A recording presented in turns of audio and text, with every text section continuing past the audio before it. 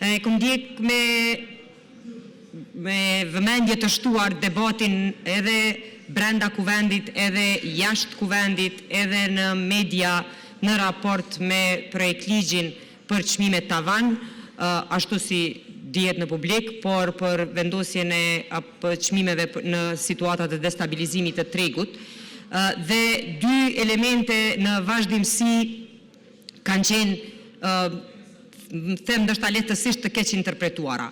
E para, ose i pari element, ka të bëj me mënyrën se si është interpretu përcaktimi i çmimeve, duke u synu ose duke u diskutu gjithmonë që ky ligj do i përcaktoj çmimet në gjithë tregun e Kosovës.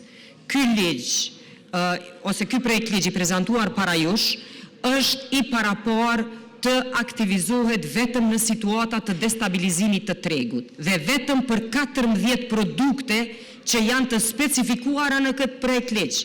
Do të thotë janë produktet e shportes bazë, të cilat synim e kanë mbrojtjen e kategorive më të lëndueshme në raport të ndryshimit të çmimeve. Do të thotë nuk është projekt ligj që i hyn listës së përgjithshme të produkteve në të gjitha marketet e Republikës dhe i përcakton çmimet. Jo, i përcakton vetëm listën e produkteve që janë të miratuara sipas projekt ligjit. Dhe nën produkteve që derivojnë nga ato produkte, të cilat i miraton bordi. Dhe unë mendoj që kjo është një prej masave bazë për të ruajtur ose për të mbrojtur ata që kanë nevojë për mbrojtje. Gjithmonë do të jetë një seri shumë e madhe e produkteve dhe kategorive që do të përcaktohen sipas çmimeve të tregut. Kjo e para.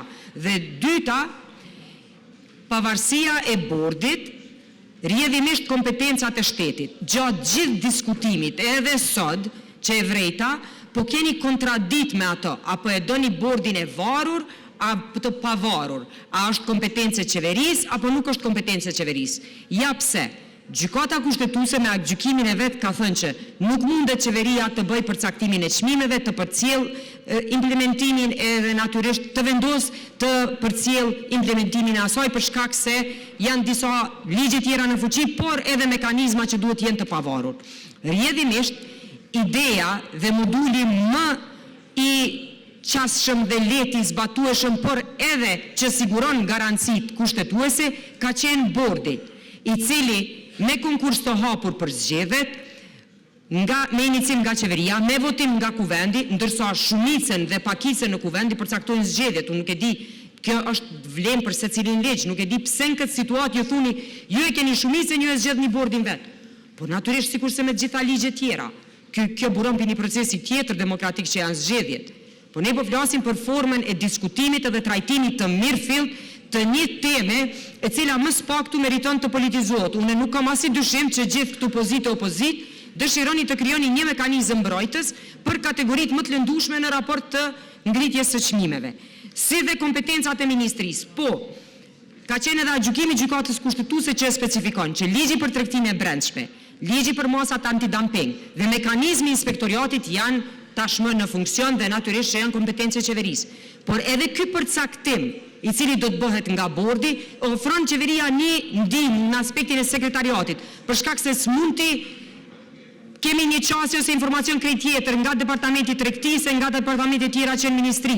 Kjo është edhe kosto efektive, për shkak se sekretariati i kursen krijimin e një mekanizmi shtesë një trupi i cili do të paguhet 12 muaj.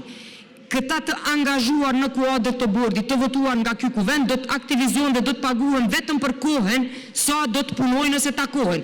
Nuk e ka një pagë 12 mujore, nuk e ka një administrat të tërë që krijohet dikund, por janë vetëm të thirrur në momente kur shoqëria civile, ministria, shoqata për mbrojtje të konsumatorit ose cili do entitet vren se ka destabilizim në çmimet, në veçanti ato të produkteve bazike. Prandaj jam këtu për të thënë edhe një herë që asnjë prej argumenteve ose brengave që po mundohen ose synohen të politizohen nuk kanë të bëjnë me draftimin e këtij projekti. Në të kundërtën, kemi shkuar përtej duke munduar që brenda afatit kohor shumë të ngushtë, për shkak të rëndësisë që e ka edhe për situatën aktuale, të përfshijmë sa më shumë edhe diskutim publik, por edhe angazhim të atyre që kanë dashur të angazhohen në mënyrë që të kemi një ligj funksional, të zbatueshëm e natyrisht me synimin final mbrojtjen e kategorive që kanë nevojë për mbrojtje. Ju falenderit.